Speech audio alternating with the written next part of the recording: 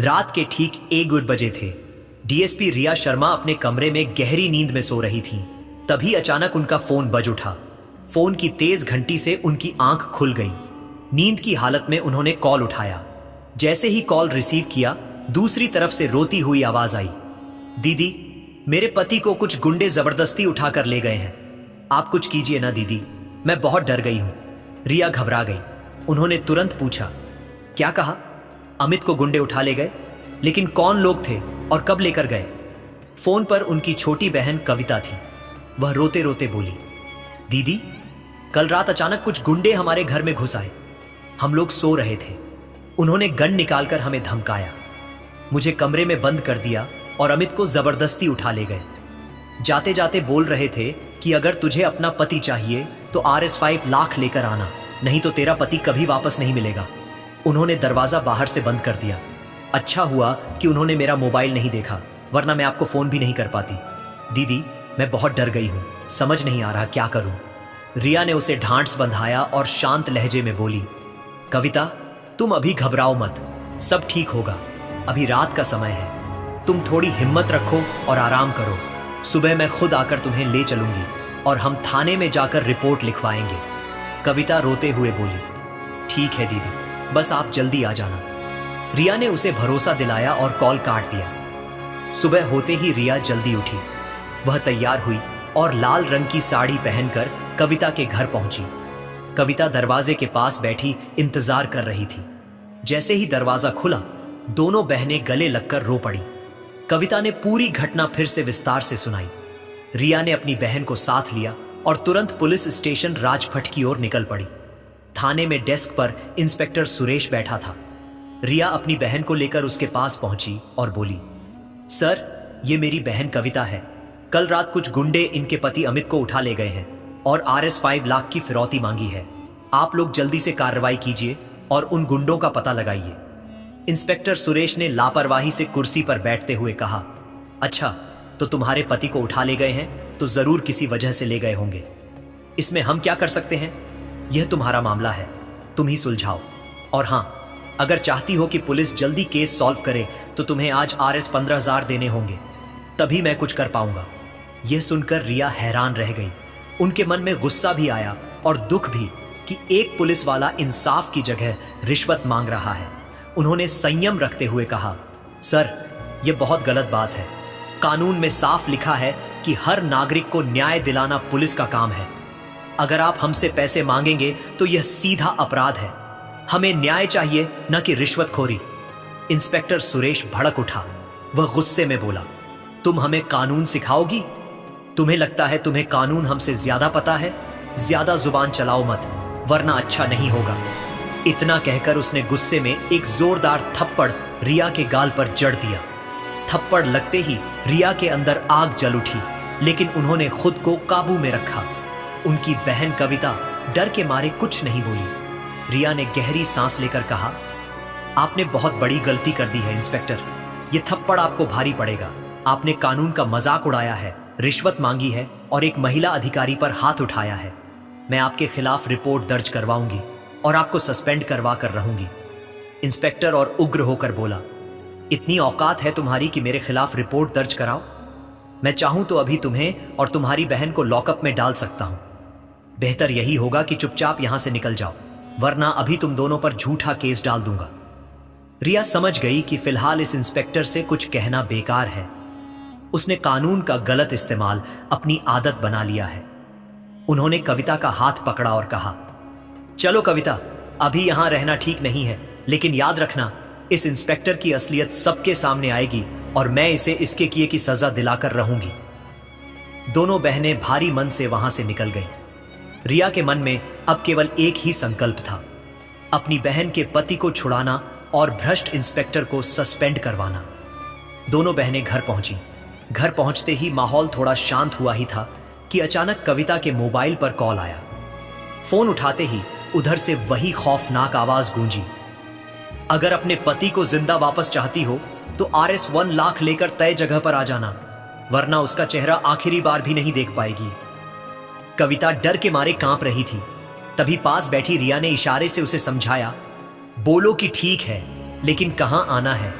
और यह भी कह दो कि मेरे पास अभी पैसे नहीं हैं। 24 घंटे का वक्त दो, बस ध्यान रहे अमित को कुछ मत करना। कविता ने जैसे तैसे वही बात दोहरा दी। सामने से कोई जवाब नहीं आया और कॉल अचानक कट हो गया। कॉल कटने के बाद कमरे में गहरी चुप्पी छा गई। रिया कुर्सी पर बैठी सोचने लगी, ये गुंडे कहां हैं? इन तक पहुंचने का कोई तरीका निकालना होगा। तभी उनके दिमाग में एक आइडिया आया। उन्होंने तुरंत अपना लैपटॉप खोला और नंबर को ट्रैक करने की कोशिश की। कुछ ही देर में लोकेशन सामने आ गई। नंबर दूसरे शहर से ट्रेस हुआ था।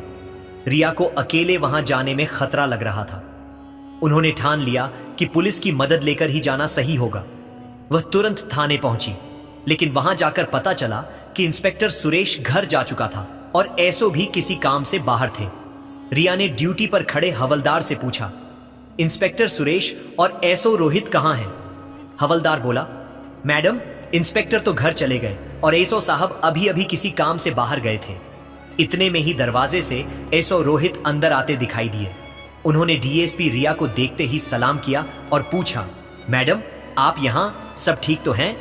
रिया ने गहरी सांस लेकर कहा, रोहित, हालात बिल्कुल ठीक नहीं है। मेरी बहन के पति अमित को गुंडों ने किडनैप किया है। मैंने लोकेशन ट्रैक कर ली है। हमें तुरंत कार्रवाई करनी होगी, लेकिन अकेले जाने से खतरा है। हमें कम से कम 3-4 लोग चाहिए।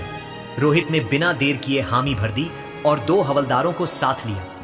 चारों लोग सरकारी गाड़ी में बैठकर उस लोकेशन की ओर निकल पड़े। लोकेशन उन्हें दिल्ली में एक पुराने और जर्जर घर तक ले गई थी। घर की हालत देखकर साफ लग रहा था कि यह जगह गुंडों के छिपने का अड्डा थी। खिड़की से झांक कर देखा तो अंदर अमित को रस्सियों से बांधकर रखा गया था। पास ही 3 गुंडे बैठे शराब पी रहे थे और जोर जोर से हंस रहे थे। रिया ने पहले चुपके से अपना मोबाइल निकाला और वीडियो रिकॉर्डिंग चालू कर दी ताकि बाद में सबूत रहे। कुछ ही पलों में रोहित और दोनों हवलदारों के साथ वह घर में घुस गए। हाथ ऊपर करो! रिया की गूंजती आवाज से गुंडे चौंक गए। तीनों ने भागने की कोशिश की, लेकिन चारों पुलिस वालों ने तुरंत गन तान दी और उन्हें काबू कर लिया। हवलदारों ने रस्सियां खोलकर अमित को आजाद कराया। कविता का पति अमित कांप रहा था, लेकिन सुरक्षित था। घर लौटते वक्त रिया ने अमित से पूछा, क्या तुम्हारी इन लोगों से पहले कभी कोई दुश्मनी रही है या किसी वजह से उन्होंने तुम्हें निशाना बनाया? अमित ने थरथराती आवाज में कहा, नहीं मैडम, मैं इन लोगों को जानता तक नहीं। मैंने इन्हें पहले कभी देखा भी नहीं। ना दोस्ती ना दुश्मनी। मुझे समझ नहीं आ रहा इन्होंने मुझे क्यों उठाया।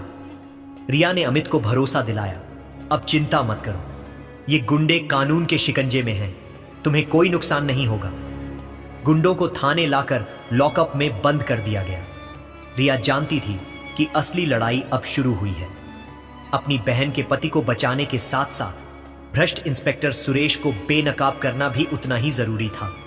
वह मन ही मन सोच रही थी, हमारे ही थाने का इंस्पेक्टर जो नागरिकों की रक्षा करने के लिए है, वही रिश्वत मांगता है और औरतों पर हाथ उठाता है।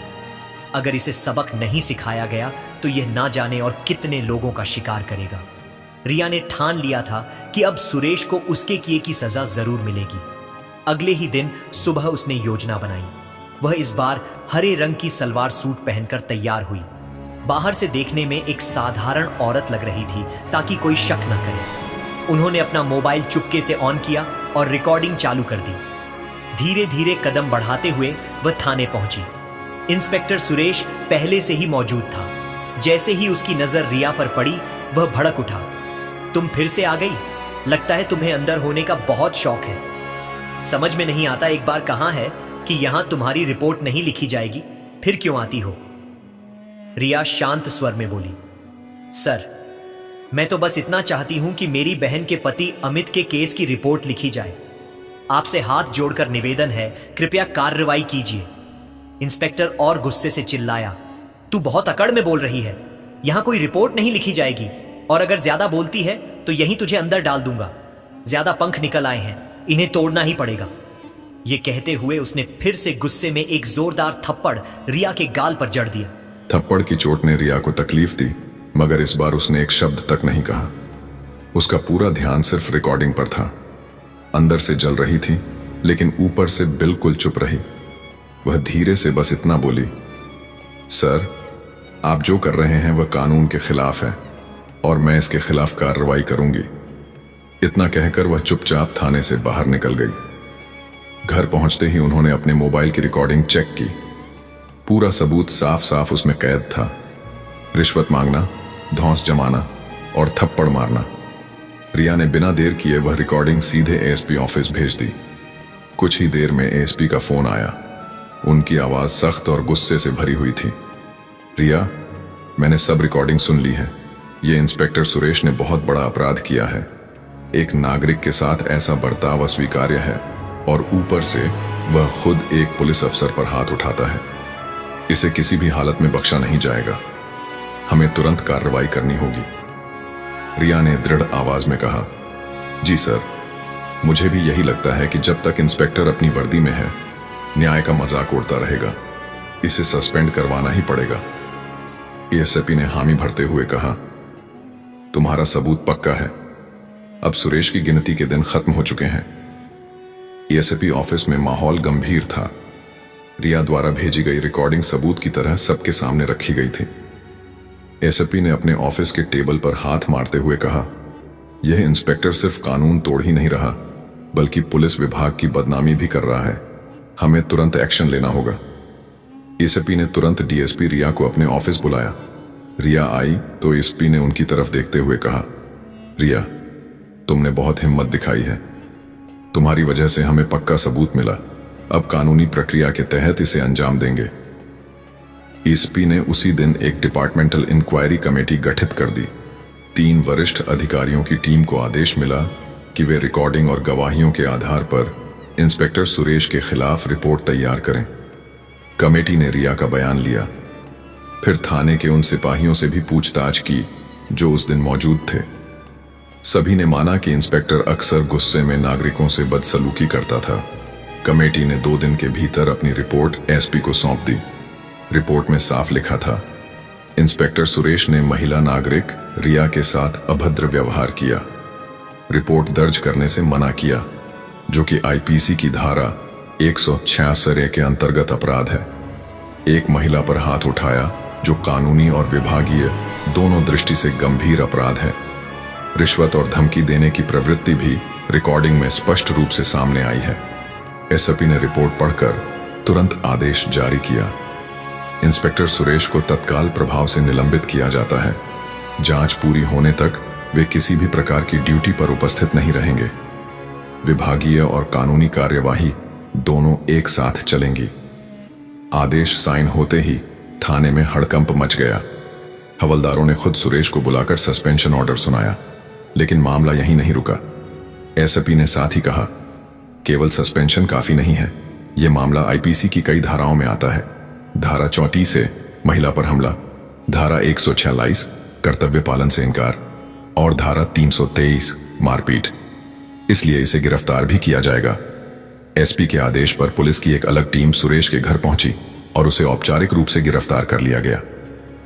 जब यह खबर रिया और कविता तक पहुंची, दोनों की आंखों में राहत के आंसू थे। रिया ने मन ही मन सोचा, न्याय धीरे चलता है मगर मिलता जरूर है। अगर हिम्मत और सबूत हो तो कोई भी अपराधी, चाहे वह वर्दी में ही क्यों ना हो, कानून से नहीं बच सकता। दोस्तों, अगर आपको यह कहानी प्रेरणादायक लगी हो तो कमेंट में जय हिंद जरूर लिखें। वीडियो को लाइक करें और चैनल को सब्सक्राइब करना बिल्कुल मत भूलिए, क्योंकि आपकी एक प्रतिक्रिया हमें ऐसी और प्रेरणादायक कहानियां लाने की ताकत देती है। तो दोस्तों, मिलते हैं अगली वीडियो में। तब तक के लिए जय हिंद, जय भारत। धन्यवाद।